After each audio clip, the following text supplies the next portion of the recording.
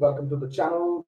Just confirm for me once if you can hear me all right. I think it should be fine, but just you never know. These things tend to have a mind of their own, and no matter what I do, sometimes it just doesn't go all right. Obviously, the biggest news, I don't think I have to share that news. I mean, it's not even news for that matter. Draw didn't happen. So this is no news kind of a news. Like the draw did not happen. I don't know what happened. I wish there was an answer to that kind of question. Exactly what goes on in that IRCC office where they conduct these draws and that they publish these draws. I mean, what happens? What is a chain of events? Like somebody has to sort of decide, okay, today there will be this draw.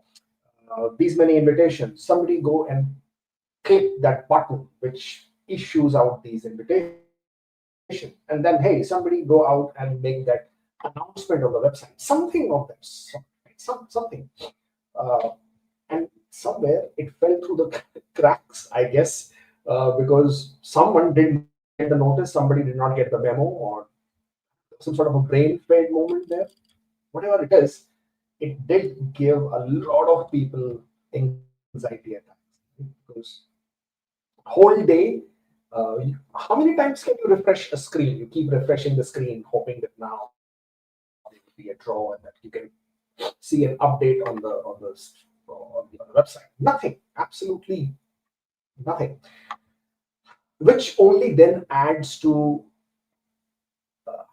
your microphone is out there. There is a lot of echo. Okay, let's see if we can figure out what echo is there. Hold on.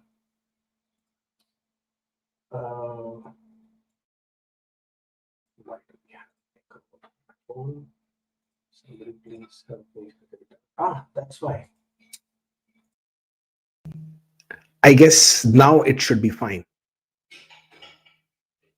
Now is fine, right? Okay, because this, I mean, I think the microphones got switched. A different microphone started playing off, and therefore that was the reason. Microphone is off. No, microphone is on. Can we go on? If someone can, somebody just comment and let me know. All better now. Thank you. Appreciate it. So, as I was saying, something happened with IRCC. Nothing happened with IRCC. For some reason, they just did not conduct any draws, and we are back to square one, where somebody says, Sami Surti, fake news only, giving wrong advice. Well, for you, I have something that I can do for you. I can send you out of here so that you are not disturbed by my streams at all. There you go. That should help Sami Surti give some peace of mind for you guys. Right. So let's talk about what's happening with Canadian immigration this week, or what has happened in Canadian immigration this week. Nothing much. I mean, except for a lot of expectation and hope. But what does it leave us with? We are now in the first week of October, so obviously 3 months remaining, and there could be a possibility. Could be.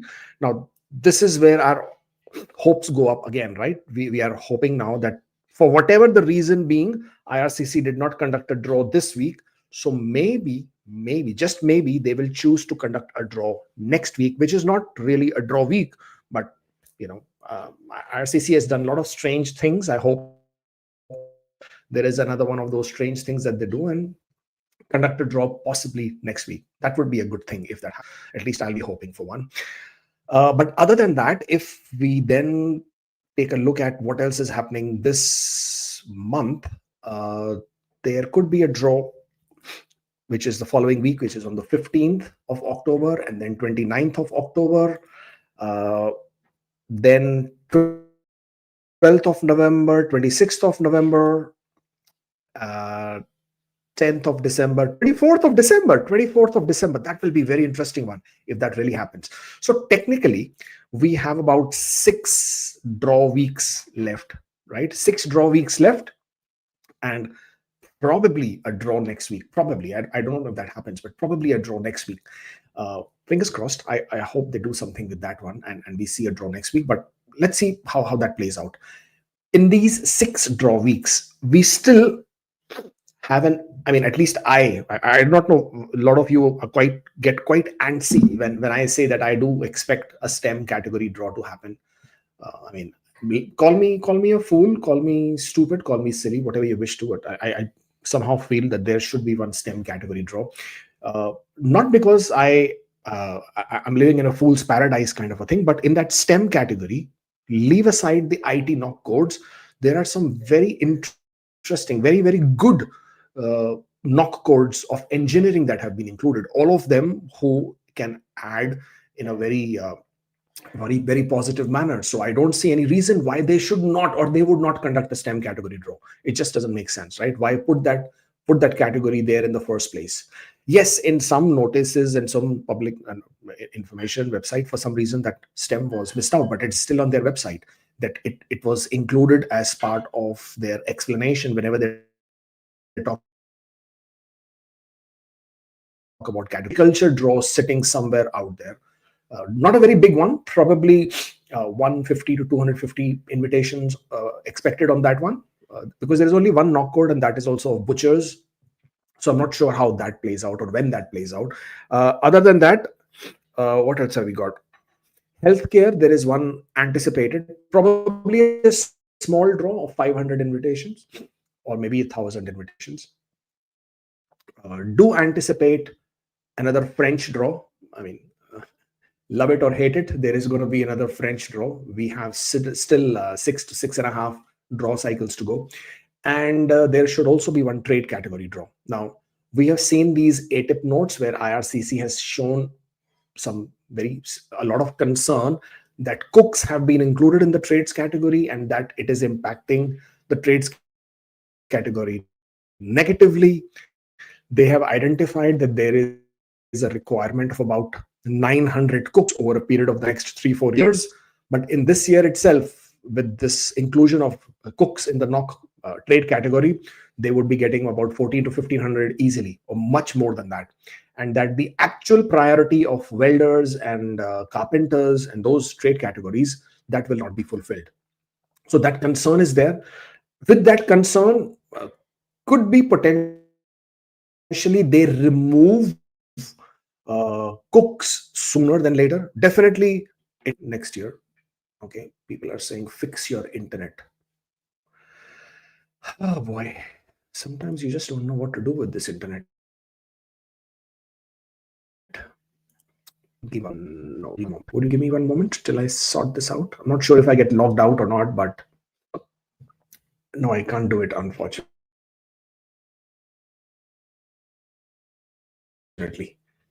Try to it. I'm not sure if I can, but try it.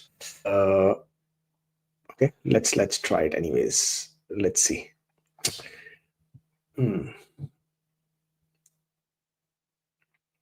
Where is my internet key password? Because I don't want to get disconnected from the stream. Thank you everybody for having the patience while I sort this out. Okay, let's see if we can sort this out. I might get disconnected, mind you, but if I do, then I guess we will just have to get back onto the stream.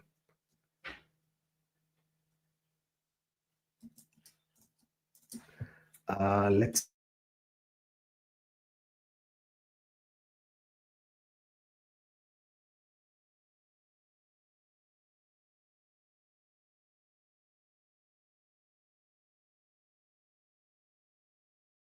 disconnect. We are good. If this doesn't connect, then unfortunately we will continue to have this. Okay.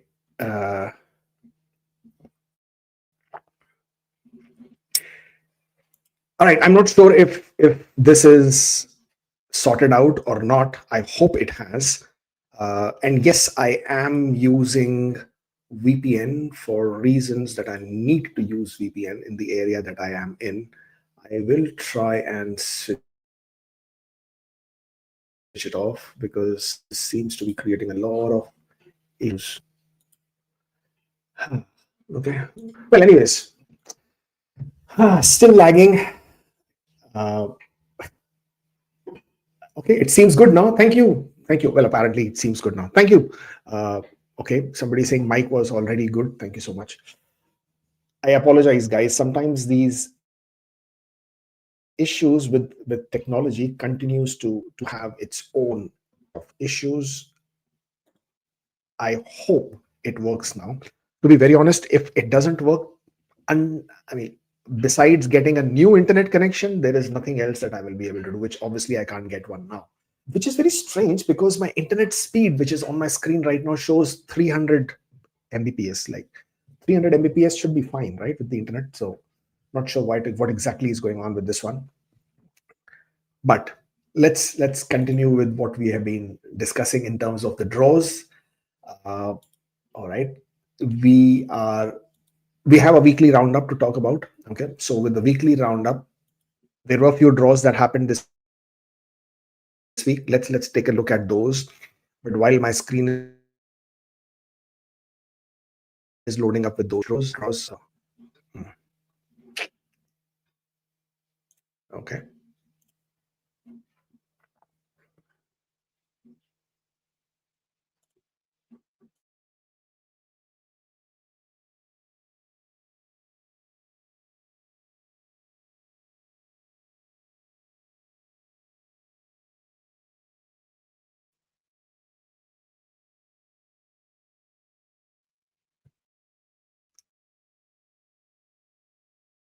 If it's going to work there at all or not. Anyways, I guess I just need to prod on because this is going to continue for some time. If I was going to restart my YouTube link, I would completely, lose it. And if I lose this live stream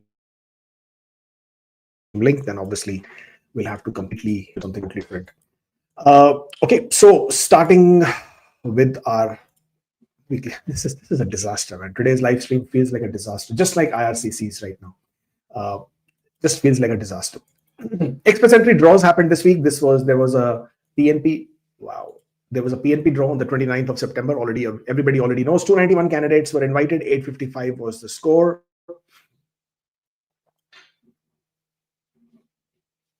Okay.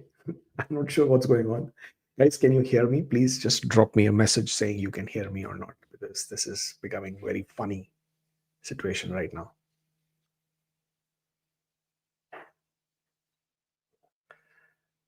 Wow. Okay. I'm getting a lot of hundreds there. Thank you so much. So Instagram's working fine. Someone here says can't hear me, so I'm not sure what the hell's going on there. Microphone seems to be all right, at least.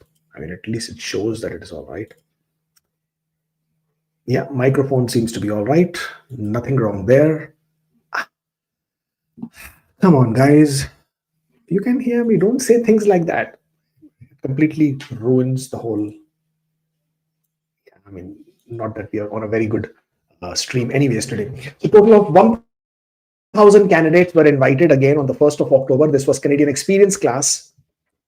Now, this Canadian Experience class has become very interesting with this particular draw. This was third in a row express entry draw with only 1,000 invitations. I'm not sure why, but IRCC seems to have gotten stuck in this 1,000 kind of a rut. I mean, come on, you could have done 2,000 kind of a draw. You could have done a 3,000 kind of a draw. But why are you stuck with 1,000 invitations? And that too with a score of 534. It's like as if they have decided that they want to conduct a draw at only 534 and then continue with the rest of the draws. Very strange. I guess we will only come to know the answers of this question as to why exactly are they playing with everybody's emotions in this manner once we get our hands onto the ATIP notes, which will of course be a few months from now. Trust me, I have submitted at least, by no exaggeration, at least 150 to 200 ATIP note requests. Okay, and sometimes I'm getting responses to the ATIPs that I made in 2023 now, like 2 years later, when it's of absolutely no real value. I got the ATIP notes with regards to how the decision was made on TR to PR program. just I think last month. I mean, what am I going to do with that document now, right? I mean, it's of no real value at all. But that's how IRCC is, and apparently that's the way they are throughout the whole process. Uh, will this continue? Now that's the very interesting bit, and that's probably what we were talking about earlier. And as we move in towards the as we are moving towards the end of this year, already in the last quarter, and as I was saying, 6.5 draw cycles left. With the 6.5 draw cycles left, and with all these category draws that I was telling you about earlier, they all need to have, a draw. And if and when need to have a draw, we don't know when CECs can get back into the game. So healthcare, we have to see. Probably, I mean, again, there is no definitive healthcare draw. It's not definitive because 7,500 invitations have already gone through. So you have to have a trade draw because only 1,250 got through. So there is still a lot in the bank there. There has to be another French draw for sure. Now, of course, STEM is where I feel there should be one. I don't know what IRCC is feeling. Of course, their feelings are more important than mine. So that's one there. And then there is also that agriculture. Now, what do poor agriculture guys do, right? Just the fact that they're butchers, but IRCC is butchering away their emotions and their sentiments, which is pretty sad. Poor joke. But there has to be at least 2 draw cycles of category draws, at least 2, the way I'm looking at it. The French, the healthcare, I don't think anymore, at least I don't see that happening, but I certainly expect a STEM and an agri. So with all of these combinations, at least 2 more draw cycles for categories. And if there are going to be 2 more draw cycles for categories, that leaves you only with 4 or 4.5. The reason I'm saying half is because next week could also be a draw. Could be for anything, but could be a draw. So 4.5 draw cycles for CECs. I know people call me stupid. People call me all kinds of names, which is pretty cool. At least they're calling me names, right? Even if they're not nice ones. But I still feel CECs should have a quota of about 15,000 ITAs. Yes, I've seen all you guys who keep posting on the comments later on the transition binders and all that. First of all, transition binder was a hogwash. It had nothing in it. It was all there's nothing much in that document at all. Other than that, the actual immigration targets still remain. Of course, they can always invite towards the lower end, but that also tells you that the inventory that we had from 2024 coming into 2025, they did have a lot of applications. I even told you, or rather, if I made a video earlier in the year, which said that even if they don't conduct any draws this year, they would still get to their immigration quotas and targets for this year, which tells you that they had more than earlier this year itself, they had more than 800,000 applications in the process, right, for the inventory. There was no, I mean, even if they don't conduct any draws, even if they don't invite anybody else, they would have still very easily completed their target. So whatever invitations you are seeing now, in most cases, are probably from the 2026 quotas, 2026 targets. And you still do have a reasonable large number of immigration targets for next year, for CECs, for in Canada focus. And if they are drawing these invitations even from the next year, and even if they go into next year with a decent inventory, you should still have some draws, right? And I feel there should be at least 15,000 invitations within this year.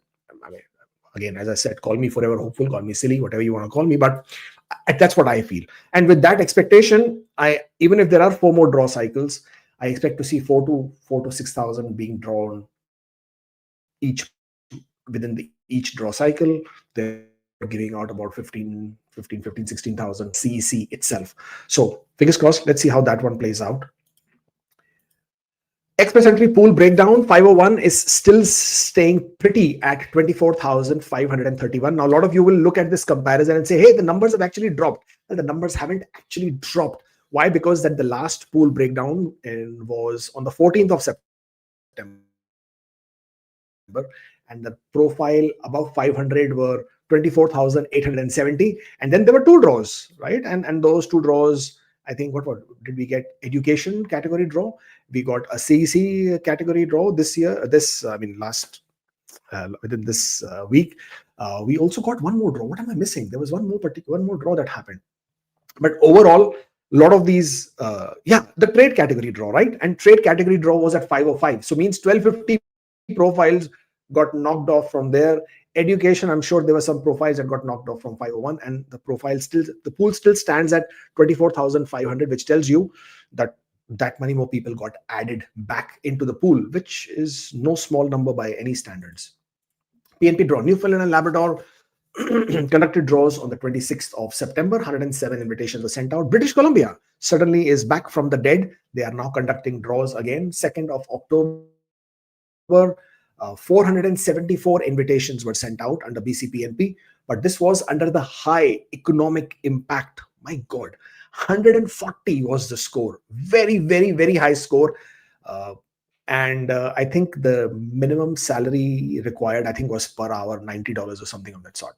So pretty high there. Now, Alberta. Now, this is not published on the Alberta website yet. I think they will publish it only next week. I don't know why they have such a big lag in publishing the draw information, but because some of our clients, and of course, clients of some of my colleagues got it as well, and therefore I'm aware of this. 1st of October, Alberta conducted an opportunity stream draw, and that was with the score, at least the ones that I'm aware of, score was 61. Could be lower because, I mean, I didn't see anybody lower than 61 getting it. So I'm putting it at 61. I do not know. Once Alberta will announce, we will know. And then on the 3rd of October, tech pathway is still alive, guys. So anybody who's an IT tech, Alberta is where you should be aiming for. Not Ontario. Ontario doesn't seem very much interested in IT at this point of time, but Alberta still is alive. So they had an accelerated tech pathway, and they invited with a score of 60. Now, how many people got invited? I don't know, because the draw hasn't been published on the Alberta website. But just because few of our clients, and as I said, clients of some of the other consultants got through, they are going. Okay, somebody else posted a very interesting Dhruvi Panchal says, stop giving false hope for sake of your consultations. Look at other RCIC members and their activities. You are such a greedy man. Oh my God, Dhruvi, thank you so much for pointing out and calling me out. Oh my God, I'm so hurt. My feelings are so hurt. How dare you call me a greedy man? But hey, you know what? I am greedy, and I love being greedy. Nothing wrong in me being greedy. But did I put a gun on your forehead and say, sign a consultation with me and pay me money? No, right? So if that's not the case, I don't think you should be quite concerned with what I do and how I do. So I think you should be on your way and not being bothered with anything that is happening here. And obviously follow those RCIC members where you think you get better value. Bye-bye. Sorry about that, guys. Obviously, people have mouth, so they will speak or they will say, right? I mean, what can you tell them? PNP updates in British Columbia, they received 1,254 additional nominations for 2025. That's pretty cool as well. But with such high impact draws, I'm not sure how many people will actually get advantage of this. Now, they do have international postgraduate applications that have been submitted in 2024.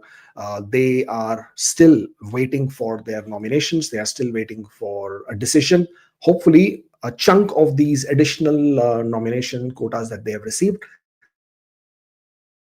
they probably will be able to send it out to these people as well.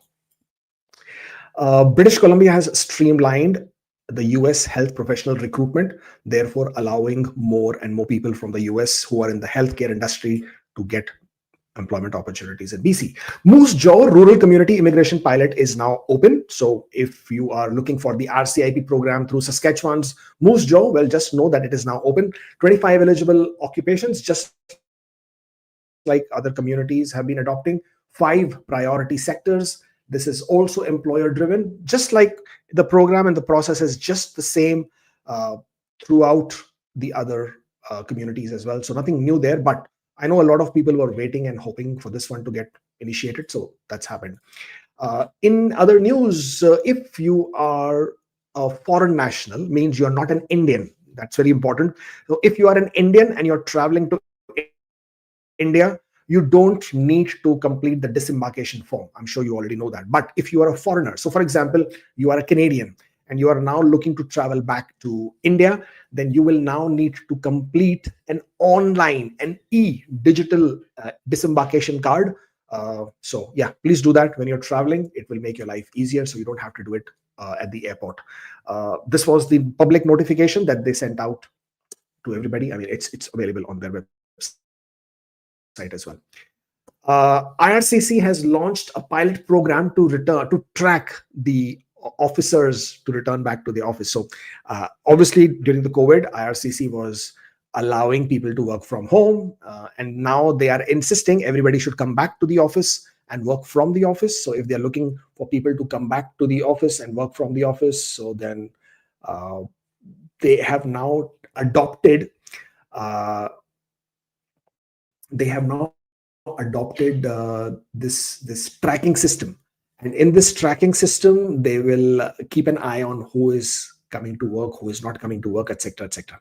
The situation here is they can keep an eye on their employees to check who is returning back to the office, but it's unfortunate that they cannot keep an eye on all these undocumented workers, all these people who are going out of status, all these people who should have left but are not leaving Canada. So that IRCC cannot keep a track on, but their employees, whether they are attending the offices or not, that is a pilot program that they are launching to keep an eye on. Bravo, bravo, IRCC. 5 provinces have raised the minimum wages, but Alberta is falling behind. Ontario, Manitoba, Saskatchewan, Nova Scotia, and Prince Edward Islands have increased their minimum wages to keep pace with the rising cost. Ontario is leading at 17.60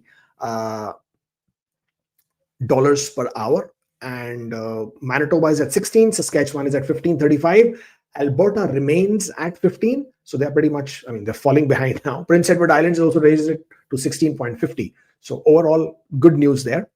Now, Canada is seeing a sharp increase in federal court immigration filings. Now, this is basically judicial review. This has been raising a big concern. The number of applications that are being filed now and are pending is rising like crazy. Now they have huge numbers, and the numbers are crossing every single day. But this is also the reason why more and more people are now aware of judicial review process, and they are pushing back. Whenever IRCC refuses the application, they're able to push back and ask why the applications are being refused when everything else was being presented. It does cost more, of course, and obviously lawyers get to make some more additional money on this one. But yes, applicants are pushing back, and I'm sure a big chunk of these judicial reviews recently has to do with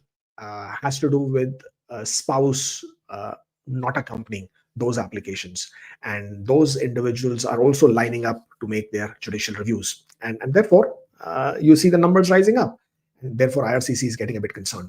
Connect with us on all our social media platforms. We are there on Instagram, Facebook, Twitter, everywhere basically. And if you do wish to hire a consultant, of course, consider us. Why not? We are at the end of the day also licensed immigration consultant. And how do you yeah, that's the email address. You can drop us an email at support@askkubeir.com. We'll be very happy to take your application. And if you wish to book a consultation, one-on-one, askkubeir.com/appointment. That's the link. By all means, to book. You don't have to. And again, disclaimer, first of all, very quickly. If you feel that you wish to book a consultation with me, and by paying my consultation fee, whatever that might be, for 20 minutes, 40 minutes, or whatever that is, I would be able to give you a secret pathway, or I will show you a door. I have a secret key that I will open, and I will show you a pathway which nobody knows. Then you will be disappointed. And then instead of you giving me a poor feedback because I couldn't give you that pathway, so don't express the disappointment with me. Express the disappointment with yourself, because you have this expectation that just by paying somebody a consultation fee, somebody will be able to tell you this hidden pathway. That doesn't really work. Forget about me, for that matter. Any immigration consultant, if you go to and you sort of say, show me this pathway, my age is on the higher side of 40, my English scores are really low, my work permit is expiring next month, give me easy, fast, quick PR pathway, the chances are there aren't going to be many in that cases. So please, don't expect the unexpected, don't expect the unreasonable and unrealistic, don't have those kind of expectations. It won't really work out. But if you wish to sort of discuss some strategies, by all means do. Right, questions, tons and tons of them. And on Instagram, for some reason, you guys are fighting. Why? Don't. Okay, I mean, okay. Sorry, guys. On YouTube and LinkedIn and on Facebook and Twitter, there are these guys on Instagram, which is on my right hand side, who are just unnecessarily fighting with each other. I mean, don't do that. Just, it's of no real. Yeah, it doesn't help you guys. I mean, why are you calling out names to each other? You guys are grown-up adults. Everybody's frustrated, everybody's upset, everybody's angry, everybody is losing patience. But at the end of the day, by you calling each other name, it's not really helping. And of course, you're distracting me. So please don't do that, or I have to just shut off this. And somebody saying, "Sir, Dev Patel is abusing." I mean, I'm not your teacher, right? So don't tell me. Just block him. And I mean, I can't see that Dev Patel guy, but if I do see him, I probably will kick him out from the Instagram chat. So, but yeah, as you can see, it has distracted me as well. So I would actually spend time answering your questions, which you would get a better, utilization of your time. And instead, all I'm doing is trying to moderate a very silly fight between people here. Oh, I tell you, kids these days. Right. Deep Patel says, I've been working under NOC 63102 for 1.5 years. I recently changed positions, but it still falls under the same NOC. Do I need to do anything? Do I need to update anything? Well, what you need to update is your Express Entry profile. You will end the previous work. You will start a new work with whatever the position is, and you will choose the same NOC code. So please do that. This is important because there is a change in your position. There's a change in your role. The NOC code may be same, but how does IRCC know the NOC code is the same, right? So it's your responsibility to have updated work experience. If the titles have changed, positions have changed, please create a new work entry, and you may use the same NOC code. That's absolutely fine. I completed a master's from India online while in Canada, I think. Yes, already done for bachelor's degree. Will masters be assessed alone or only count for 2 or more in EE? I don't know what you are asking. But if you wish to claim points for master's degree, then you will need to get the ECA done for your master's as well. Only then you will be able to claim points for master's. Nothing here as well. Can I pursue 3 months online ECAEA course in India while concurrently working as an ECEA in India? Would the on-job training before starting job plus 3 months course be enough to show education relevance? Well, it's a good question. So let's talk about this one. All of you have already seen hundreds of TikTok videos, YouTube videos where these agents, consultants, lawyers, I think a couple of lawyers, and of course, all these other guys and influencers trying to sell you PSW course, ECEA course. ECEA stands for Early Childhood Educator Assistant course, pharmacy assistant course, health administration course, and they're selling for as low as $2,500 to $8,000 to $10,000 to all these kind of numbers. Okay, please understand that buying these programs or enrolling in these programs is not going to make you eligible for any PNP program. That is not how it works. It doesn't make you eligible for Express Entry either.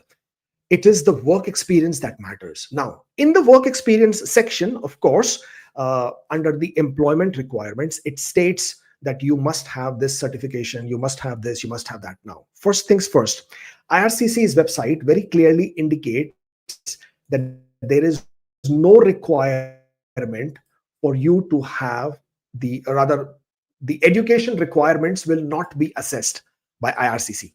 Now, what I mean by education requirements, employment requirements will not be assessed. I'm just going to open very quickly because it takes a bit of time to get to that page that I'm trying to show you. But what IRCC has said in the past is that if you are showing your Canadian experience or if you're showing your federal skill or foreign work experience, that they will not be assessing your employment requirements. Okay.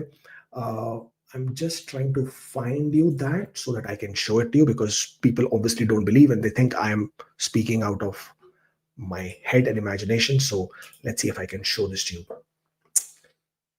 Share screen. There you go. I got it. I hope you can see my screen clearly. Now, this is the operational guidelines. Okay.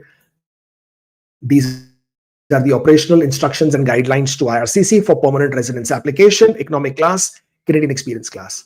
Under this, let me see if you can see it. Yes, under this is Canadian experience class, qualifying work experience. Now you have a similar one for federal skilled worker, which is for foreign work experience. And right on the top, it says the employment requirements listed in the national occupation description are not applicable. It basically means whatever is mentioned under the employment requirements are not applicable. So though there could be X amount of requirements, they will not be applicable. And I'll tell you the reason why that is not applicable.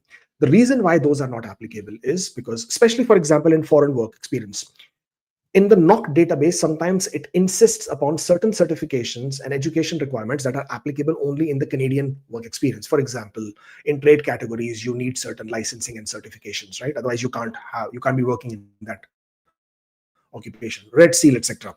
But if you had that foreign experience, if you had that work experience from outside Canada, there is no Red Seal there, which might exist, or there might not be that requirement of that specific licensing or certification. Hence, express entry for Canadian experience class as well as for foreign work experience, it says, and you can find that in both those links, that the employment requirements are not applicable, which basically means that even if IRCC does ask you, let's say you have claimed work experience and IRCC comes back and sends you a procedural fairness letter, PFL, saying, hey, you do not have any qualification in this. Well, you can then always draw attention to their operational guidelines and say, your website says that this is not applicable. And yes, we have used this excuse or reason or whatever you want to call it in several responses to several procedural fairness letters, and we have had no issues. It has always been accepted because it is their operational guidelines which say that. However, there is always a but. Having said that, whenever you're trying to create a new work experience, when I'm saying create, I mean if you are working in a new occupation and a new job, ideally you should have some background, something to support that how you are working. For example, I was an software engineer and suddenly I go back to my home country and now I'm working as pharmacy assistant. Now this is a huge deviation from my previous occupation into something which is completely unrelated. Now obviously this is going to create a flag, this is going to raise a flag, this is going to raise a credibility issue, and rightly so. IRCC must raise this flag. I'll be quite surprised if they don't. So you have to be able to show how is it that you are working in that occupation. And that's where these certifications come in. That is the reason why these certifications, or not certifications, these short-term courses have been becoming popular. Now, please note that these short-term courses may comply with or may support your claim for working in those occupations, whether it's early childhood educator assistant, pharmacy assistant, personal support workers, assistant nurses, etc., etc. But they are not a definitive requirement, which basically means that instead of doing a PSW course in Canada by paying $8,000, $10,000, $12,000, you could also do a PSW course back home in your home country. No problem. Instead of doing an ECEA, keep saying that, early childhood educator assistant course in Canada, which is of zero value to you, you could also do one in your home country. Do it online. There are tons and tons of ECEA courses which are available online, which are for less than 200 Canadian dollars. Why would you pay these guys who are just trying to take your money and pay these $2,000, $3,000, $5,000 just for a very pathetic course curriculum, which honestly they're not teaching you much. They themselves are actually copy pasting curriculum from different programs of different institutions outside Canada, which you can get it very, very easily and very, very cheaply. So don't fall into that trap. Don't think by doing this course only then, if you do it in Canada, will you be eligible? That's not how it works. You could do it anywhere. So that's what I wanted to explain to you. Please do not fall into these traps of all these influencers who are trying to sell whoever they are. Obviously they are getting paid for doing that. Yeah, don't do it. please, it's not helping you in any ways, and you're just spending your money. Don't fall into that fear mongering tactic. Don't fall into that scaring tactics and trying to spend your money. So coming back to this question, can you pursue 3 months online ACA course in India while concurrently working as an ECA in India? Yes, you can. Would on-the-job training before starting the job plus 3 months ECA course be enough to show education relevance to ECA? Yes, you can do that. I've just explained to you in detail how that works. Right. What is the continuous experience mean for human? No, this is not human. Oh, this is home care worker, immigration pilot. What does the continuous experience means? Means that there is no break in your work. Means if you're working part-time, then you should continue to be working with that employer. If you're working full-time, you should continue to be working. There can be no breaks. You couldn't be on maternity leave. You couldn't be on health leave or any leave for that matter. So there can be no breaks, if that is what it means in continuous terms. You could have, no, actually, yeah, that's what it means. You cannot have any breaks in that. A postgraduate work permit approved recently, working in tier 2 job. Should I apply for my spouse open work permit on visitor record, implied status from inside or outside Canada, given prior rejection or processing time? Well, if your postgraduate work permit has been approved, congratulations. And you are in tier 2 job. Now, I don't remember all the knock codes, but please make sure you check IRCC website to see if your occupation is indeed eligible to get a spouse open work permit. And if it is, and if your spouse is on a visitor record in Canada, then you can do an inside Canada processing. There is no problem. That's it. You can do it. I mean, so inside, outside will not make any difference if you had a past refusal. But if your spouse is inside Canada, you will be able to do a work permit application. Employer is not giving. Okay, these guys are still fighting. My God, you guys have so much of patience. Sahil, where is Sahil? Employer is not giving reference letter as required for PR. Direct supervisor is willing to give it, but it may not be on the official letterhead. Okay. What is the solution? Well, there is no solution. The whole point is for you to be able to prove 3 things in your employment. And those 3 things are the period of work, as in from which date to which date, how many hours per week. Number 2 is the fact that you were paid. So whatever is your salary, hourly, monthly, annual, it doesn't matter, but whatever you were paid, it could be commission also, that is also acceptable. And third, and most importantly, your roles and responsibilities. Now you can get a letter from your employer. If they're refusing to give you the letter, record that. And when you will record this information that employer refused to give you this document, then you will be able to explain to IRCC that, hey, I asked my employer, they refused to give it to me. So I went out to my manager, and my manager has given it to me in his personal capacity, and get it notarized. And of course, also provide additional documents of your employment with this company. Definitely your pay stubs, bank statements, tax returns, that would really help. Any kind of performance reviews, if you had any kind of resignation letters or relieving letters or acceptance, whatever that you might have in terms with the company, please provide those as well.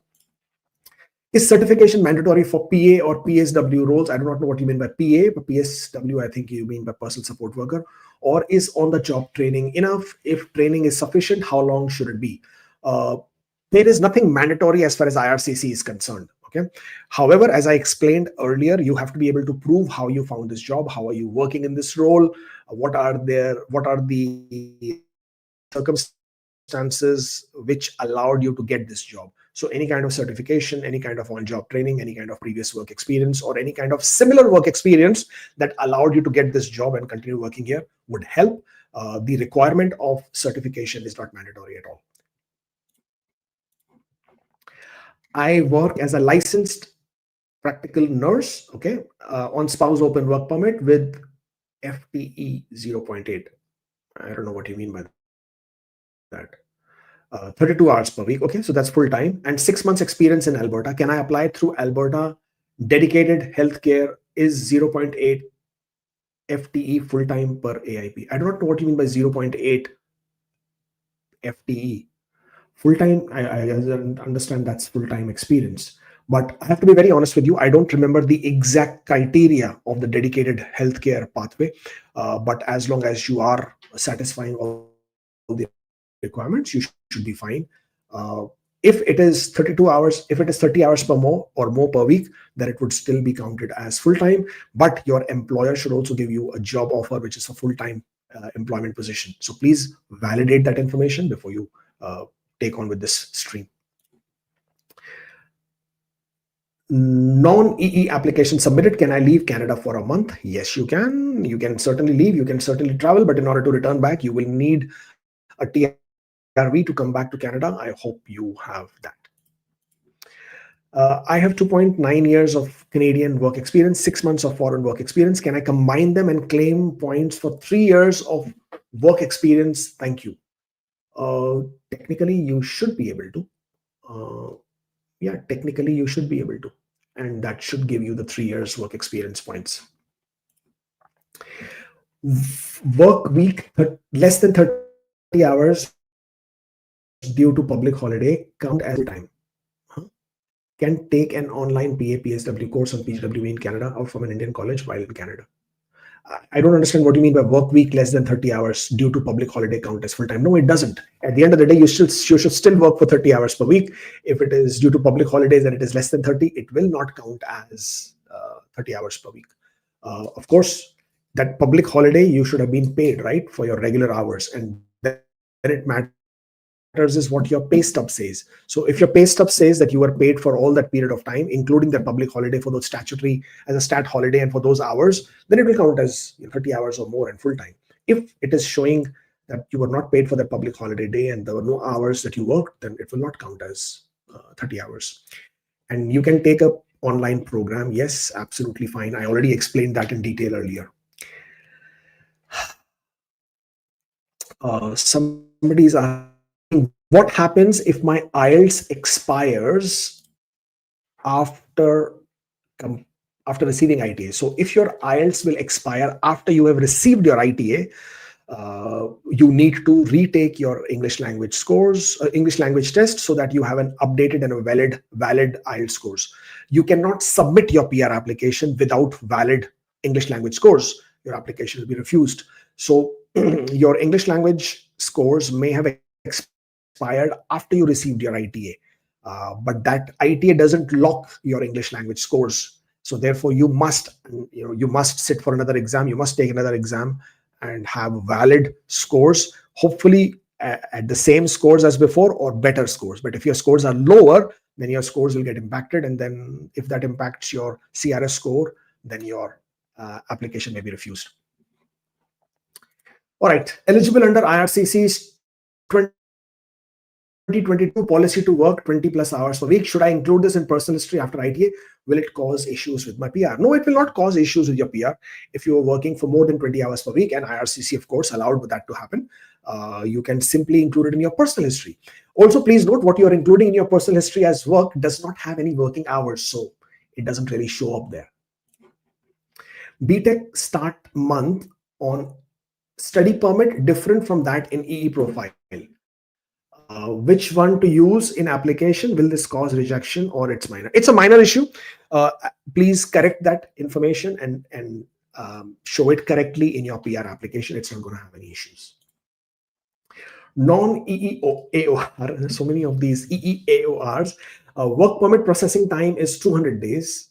Postgraduate work permit expiry is April 26. How long before postgraduate work permit expiry would you suggest to apply for bridge open work permit? Like what month? Well, in such situations, I always like to apply for bridge open work permit as soon as possible. And the reason for that is, God forbid, for whatever reason, if the PR application gets refused, at least by this time, because you have got your AOR already, you would have applied for your bridge open work permit. And the bridge open work permit remains valid once it has been approved, regardless of your PR application. And in your case, there is a chances that you may not get your PR approved before your work permit expiry anyway. So you may as well apply for it as soon as possible. When I created my expression of interest in the Ontario in-demand skill stream, my wage matched the median requirement. A new job bank has increased the median wage and my wage no longer matches. Eligible for this expression of interest. Your expression of interest may be lower earlier. That needs to now be updated with the current wage requirements. So for example, it's not only EOI. even if you have submitted your Ontario application, and in the meantime the median wage has gone up, then Ontario hasn't made a decision, they will reach out to your employer and ask them if they will be paying the higher salary. So in your case, you haven't been invited, so you should please update your expression of interest. I have tier 2 job with knock 22221. Is this knock code eligible for a spouse open work permit? I don't remember. You will have to go on to the IRCC website, because I mean, honestly, there are just too many things to remember, that to also keep in mind the specific occupations as well. So please take a look at IRCC's website. They do have a list of all the occupations that are eligible for spouse open work permit. Let's see if we can quickly pull that out, but it will take a lot of time. So yeah, please take a look at the IRCC website. It will tell you which occupations under tier 2 and tier 3 are eligible. Have AOR work permit expiring within 90 days, visitor record applied. Can I apply for restoration of work permit and bridge open work permit or not? Any issues on my status as a visitor? Work permit expiring within 90 days, visitor record applied. Well, if your work permit hasn't expired, why have you applied for visitor record? Withdraw visitor record, apply for bridge open work permit. If your status has been given to you as a visitor, then you are no longer eligible to apply for a bridge open work permit. So if your work permit is expiring within 90 days and you have your AOR, please apply for bridge open work permit. There is no reason why you should apply for a visitor record, and withdraw your visitor record application. My score is 505. My girlfriend's score is 536. We are in common law, but never disclosed it before. We are in the pool as single. Can we apply as common law, making her the primary? We don't have joint bank account. A joint bank account is not a mandatory requirement. First of all, you need to be able to prove the genuineness of your relationship, the period of your relationship, as in how long you have been living together, and most importantly, your economic interdependence. So even if you don't have a joint bank account, but if you have individual bank accounts, but you are sharing or pooling resources, or you're pooling expenses or sharing expenses, as long as you're able to establish that, that's fine. If you have any joint ownership of any car, insurance, any pets, that also really helps. But don't make the mistake of never having disclosed. Please correct it at the first instance. And if you are common law partners, please do update your profiles and show that you are in a common law relationship. I have lived in Saudi for 7 years before moving here, as in, I'm sure it's Canada. On postgraduate work permit, I have visited and stayed for over a month or so. Should I get PCC for that period? I'm not a resident, so not sure if they will provide what to do. Well, you should always check the IRCC's website on applying for police clearance. Each country has specific requirements. So as for Saudi, I think the last time I checked, Saudi, if you're not a resident, you don't need a police clearance, but you must check the IRCC website to see if there are any updates or any changes. And that's how you will establish whether there is a requirement. I think you don't need it, but please check IRCC website. CRS 490 undercook, what's your opinion on the chances and your suggestion? My suggestion is to improve your scores if you can, in any manner you can.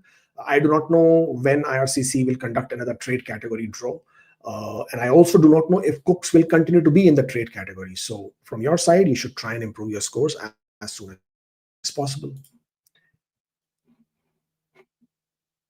I worked as an architect in India, but my salary was paid in cash. What all documents should I ask my employer to be included in my CEC profile? It's very strange for architects to be paid in cash. I mean, very strange. It all depends on which part of India you are living in. So if you are in one of the metro cities and you're being paid in cash as an architect, it is going to raise a credibility concern. But other than that, as a document, you need your employment reference letter, your offer letter, your pay stubs, and if it is in cash, then a cash salary certificate. I recently got LMIA work permit. Can I go to India to gain foreign work experience and come back in 9 months on the same permit without trouble, or I shouldn't go? Yes, you can. It's not a problem. You can certainly go back to your home country, take leave of absence from your work in Canada, complete your foreign work experience, and then return back. There's no issues here at all. Is there any problem if mailing address in postgraduate work permit is different from my actual address and PR application, can cause rejection? Well, first the question should be, why is it different? And if it was just a mailing address, that's fine. But when you're completing a PR application, please make sure you mention all your addresses in your address history for the last, I think it's for 10 years, right? So make sure you include this address as well. And if there is any variations, then please provide a letter of explanation. Oh, wow, a lot of questions here as well. Can we claim, no, sorry, that's not from here, that's from Instagram. Oh, where did we go? Can we claim foreign work on 6 weeks paid vacation? You can't claim both. You cannot claim paid vacation, because you're getting Canadian work experience points even if you have this 2 weeks of paid vacation, and so you cannot have it both ways. So you cannot have paid vacation, claim points for it, and also then say, give me points for foreign work experience as well.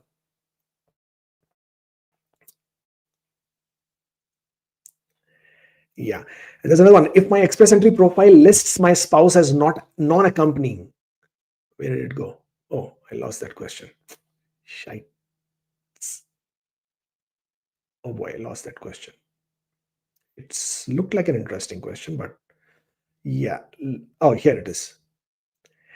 If my express entry profile lists my spouse and as non-accompanying, and she leaves Canada during the 60-day post ITA period, will that be considered misrepresentation? Well, if your spouse is leaving Canada and then returning back, if she has I'm not sure what the question here is. If my spouse if my profile lists my spouse as not accompanying and she leaves, oh, you mean to say your spouse completely leaves Canada, means she is going to go away completely? Well, the whole point is, what is your reason for your spouse to be not accompanying? IRCC has been raising a lot of questions as far as spouse not accompanying is concerned, and that is primarily because of points. It also seems that your situation is also of the same, that you are choosing to do this because you have got an ITA and now you want your spouse to go away so that you can have a reason to provide. Well, it's going to depend on IRCC. It's going to depend more on what your reason is, because you have to also be able to explain, why was she in Canada in the first place? Why did you apply for her open work permit? And while she was here and now she's leaving, and why did she leave? And why is your spouse not accompanying? And whatever you are saying, that has to be convincing enough for IRCC to make a decision on. Going with the way things are right now, IRCC is really taking a very heavy hand on this matter, and the reasons for refusal remain quite high for such matters. Yeah, we did this.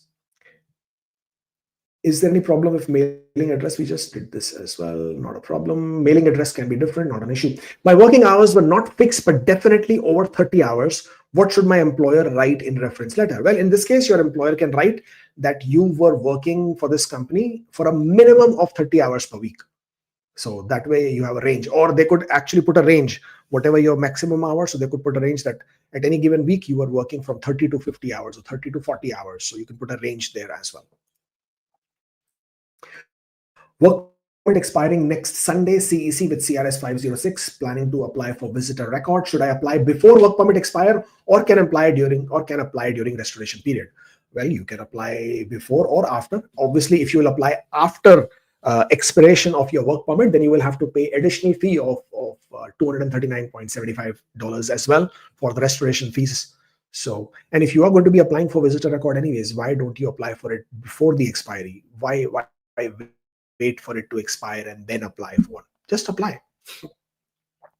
I have 2 years of work experience from India, but that company is now closed. How can I use that experience in EE profile to get points? Well, just show it in your profile by making an entry. You will need your work experience documents, employment reference letters, pay slips, pay stubs, bank statements, tax returns, all of it. And if you're not able to get these documents, then it's going to be a problem. And then you will have to be able to show that the company has closed down. You will still need to show proof that you were working for this company. You can approach your manager, your supervisor who was working for this company, and request them to give it to you in writing. But you will have to prove, right? So without that, you can't claim points. If I apply for PR with non-accompanying spouse and then I get a bridge open work permit, can I get extension to spouse one? You're joking, right? I mean, how can you do that? You want to show your spouse as not accompanying, and then when you get your bridge open work permit, you also have a spouse work permit. This is a recipe for a disaster, number one. Number two, no, you can't do that. If your spouse is not accompanying in your PR application, you are not able to apply for your spouse's open work permit on the basis of your bridge open work permit. IRCC has said that very, very clearly. But this, I'm assuring you, is a recipe for getting your PR application refused, 100%. Currently, with the way things are, already they are so serious. Now here you are saying that your spouse is in Canada, and you're also applying for your spouse's open, or rather want to apply for your spouse's open work permit, but still showing your spouse as not accompanying, this is heading for that refusal. CLB 9 and 2 years foreign work experience, 3 years Canadian, will I get 50 points in skills transferability? Yes, you would. You would get it even for 1 year of foreign work experience. You'll get 50 points. That's what you're asking. Yes, you will. Can I claim 2 or more certificates, diplomas in express entry if my 1 year university transfer program was used towards my 3 year bachelor's to boost my CS? No. Because in this case, if you're using the university transfer program, you will first need to get an ECA for that. If it was a separate, and if it was given to you or awarded to you as a diploma or a certificate, then you get an ECA for it. If you get an ECA for it, then you may take a chance with it. And provided IRCC just lets it slide. So it's not going to be easy, but yes, you can do it. If at all IRCC gives you that, if you can get ECA for that in the first place. There's no question here. I am short 5 months for 3 years foreign experience. I didn't include my Indian job in my express entry profile. Till now, 3 months were worked remotely from Canada. Will this count? Oh, yeah, it will count. I mean, as long as you have any period of work experience, which is foreign work experience, then yes, you can include it now. It will count.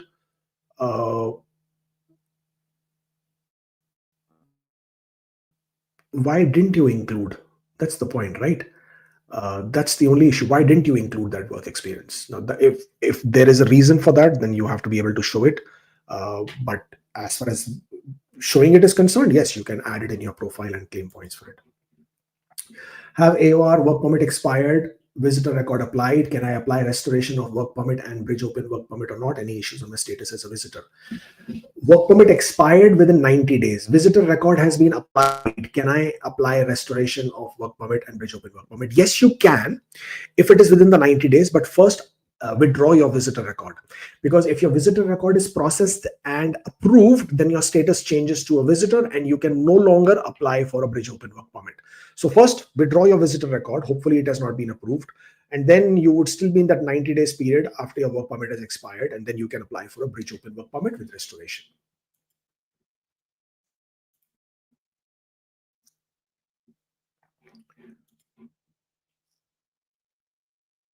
I think I missed a question. Yeah. How to answer statutory question about visa refusals? Schengen visa revoked but resolved, reissued next day, technically not a refusal. And so answer no and attach LOE. Answer yes and briefly give the explanation that your Schengen visa was revoked, then you got it resolved and it was reissued. Always better to answer it this way. If I leave Canada to gain foreign experience, how long will my profile still be considered under CEC from my last working day? For 2 years after your last working day of having completed 1 year Canadian, you will still be CEC. I have 1 year Canadian experience and 2 years foreign experience. Now, can I work remotely with the same company in India to complete foreign experience? Or should I go to India and work for 6 months? I have 1 year Canadian experience, 2.6 years foreign experience. Can I work remotely with the same company in India to complete foreign experience? Or should I go to India? But that's what you're trying to do, right? I mean, you can choose either. You can continue to stay in Canada and work for the Indian company, or you can go to India and work for the Canadian company. In both cases, it will be foreign work experience, will require a good presentation of your application. You should provide a detailed explanation as to what exactly you're trying to do here. And of course, supported with documentation from your employer as well. In study permit, employment end date mentioned where to date and submitted date. In study permit, employment end date mentioned where to date form submitted. Okay, all right, I get it. So in your study permit application, you have put as to date as in current date for your period of work, and now you will have a different end date. This mismatch will not make any difference. No, it's not a problem. Please say something of Ontario not approving 2024. I did actually tweet this morning, and I'm quite concerned as to why they are not approving the 2024 Ontario applications. The processing of the Ontario's current applications, right, which they are issuing invitations very recently, they are processing them super quick. We are seeing, I think we saw one approval come from Ontario in a span of only 2 weeks. So which was pretty fast. And they are not working on applications in 2024, which is very, very serious. One of the reasons I was told is that there was a very huge amount of fraud that was discovered in the applications from 2024, especially the skilled trade categories and people who were running payrolls on the international student stream and foreign worker stream as well. And skilled trade categories largely because people were running fake payrolls. So because of that, a lot of applications have been put on hold, and they were undergoing some very serious credibility investigations as well. So that was one of the reasons why they have put those on hold. I do not know when they will bring them back into the processing timeline, but let's hope sooner than later. Came after 12th grade from India, did 2 years diploma, been 2 years and 1 month in postgraduate work permit, 11 months left. What should I need to do other than PR? Other than PR? Can I apply study permit? What is the chances of refusal? Apply bridge. Well, in your case, no matter what you do, you will need employer support because you have come to Canada after your grade 12, means you will not be able to get a very good score because of lacking education. So unless you choose to complete a bachelor's degree, whether you're doing it online, whether you're doing it in person, your scores are going to be quite hampered. So unless you score very high in English, you score level 7 in French, you get employer support. These will be the areas that will help you apply for PR. Initial study permit did not list internship, but added in study permit extension, didn't add in postgraduate work permit. Now in PR, not claiming points for this. Does this mismatch cause an issue? If you're not claiming points for it, it's not going to be an issue. You can simply include it in your personal history. Preferred time for marriage. Actually, I do not know whether it's like shadi ka laddu khao to pashtao, na khao to pashtao kind of a thing, right? So preferred time for marriage is whenever your heart desires, or whenever your partner's heart desires, or whenever both your heart desires, just get married. So after AOR, you can get married at any point of time before you become PR, and you will be able to raise a web form, inform IRCC, and add your spouse to your application. If you're getting married after COPR, then you're already a permanent resident. And then when you do get married, you will have to sponsor your spouse under spousal sponsorship. Shivan, there is no question. I'm sorry. No question. Reginald. Sunny says, applying for citizenship, I completed 1,095 days today as a PR. How many buffer days to add before submitting my applications? Well, as long as you have 1,095 days, you don't need to add any buffer days at all if you don't wish to. I usually add a couple of months just to be on the safe side. But if you are absolutely certain and absolutely sure about 1,095 days, then submit any point of time after that. Congratulations. CRS 466, back in India. I had experience in IT and now in skilled trade construction. Score is enough for express entry. What if Ontario range is low? Then my score. I'm not sure what you are trying to ask me here. Score is enough for express entry? No, of course not. 466 is extremely low score. So I'm not sure what you mean by, is it enough? It's not enough at all. And as far as Ontario range is concerned, well, I can't tell you about Ontario range. Ontario hasn't conducted a draw in a very, very long time. Usually they go in tandem with the express entry. Last express entry draw was at 505. So ideally it will be 504 and below. But I can't tell you what their range is going to be.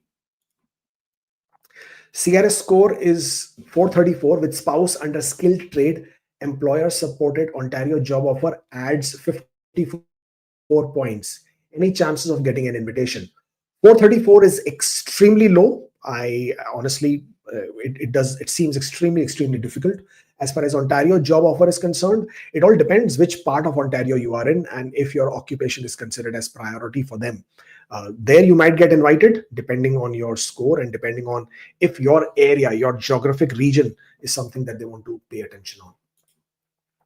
Any chances for master's draw? There is a possibility, though I think after the Auditor General's report for Ontario, they chose to hold back on master's draw because the Auditor General's report noticed that Ontario was inviting a lot of people under master's graduate stream, but not paying attention on the job offer streams.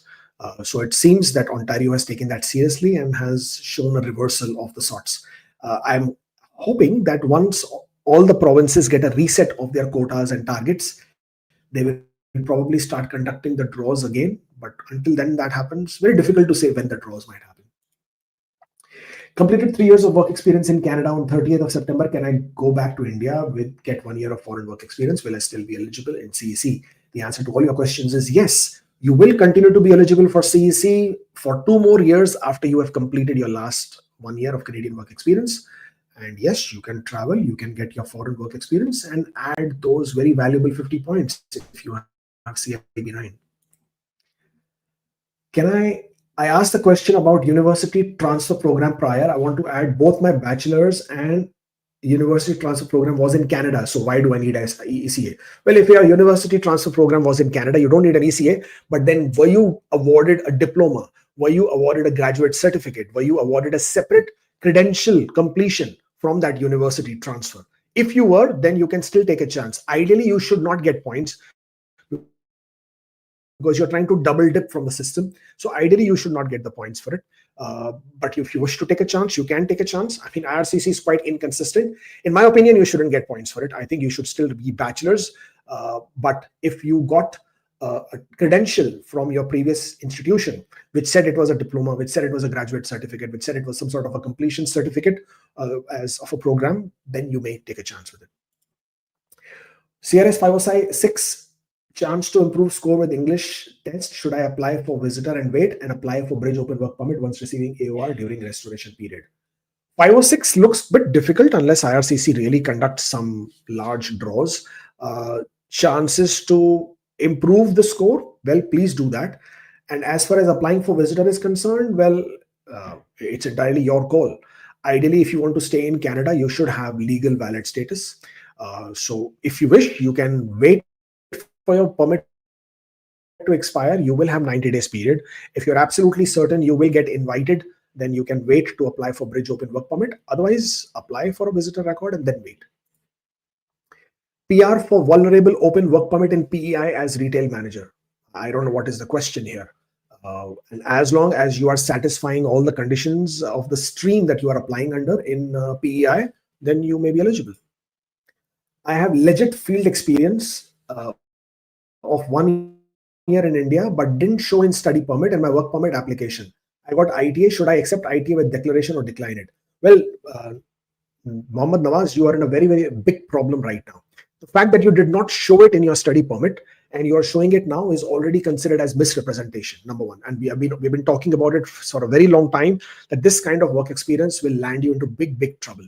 But the problem is, even if you don't accept your ITA, you have already disclosed it in your express entry profile and you've already claimed point for it. So therefore, you're already in trouble with that. So the idea would be to not claim points for it, show it in your personal history, and you might just be able to get away with it. But claiming points for it and continuing is a very big risk, considering the way IRCC is right now. Company closed, don't have contact with reporting manager. Can I get from a senior executive in my team, not reporting to him, but he was my senior? Well, if you're not reporting to him, you can't get a letter, because if you are, how can somebody give you your duties in writing if you are not even reporting to him? That will be the problem, or that will be the issue here. So you will have to find somebody who you are reporting to who could give you that document in writing. Express entry 471 points with language test. I will be at 520 and my work permit is expiring in October. What option do you recommend? The option I recommend is to improve your score. If you know that with language test you can be at 520, then that is the only thing you should be looking to concentrate on and work with, because anything else will just not make sense. My employer applied a low-wage LMIA in Ottawa. What are the chances of getting approval? Well, it all depends on your employer, what occupation it was, what job it was for. Is your employer financially stable to be able to make an application of that sort? And no, you can't. You can apply for the work permit just on the LMIA application details. You can provide the application portal screenshot. You can provide the LMIA application number. However, your work permit will not be approved unless your LMIA has been approved. And at the time of processing of your work permit, if by that date also LMIA is not approved, then your work permit will be refused. PR, apply and travel to US, okay. work permit expires October 26. Yes, okay, no problem. Please travel. As long as you have a TIV to return back to Canada, it is not a problem at all. Well, thank you so much, everybody. Lovely connecting with you. Hopefully, I try and get my internet connection sorted out for next time. I'm not sure why it keeps giving me these issues. Hopefully, get that sorted out. Thank you so much for joining in. Your lovely audience. I appreciate your time and patience.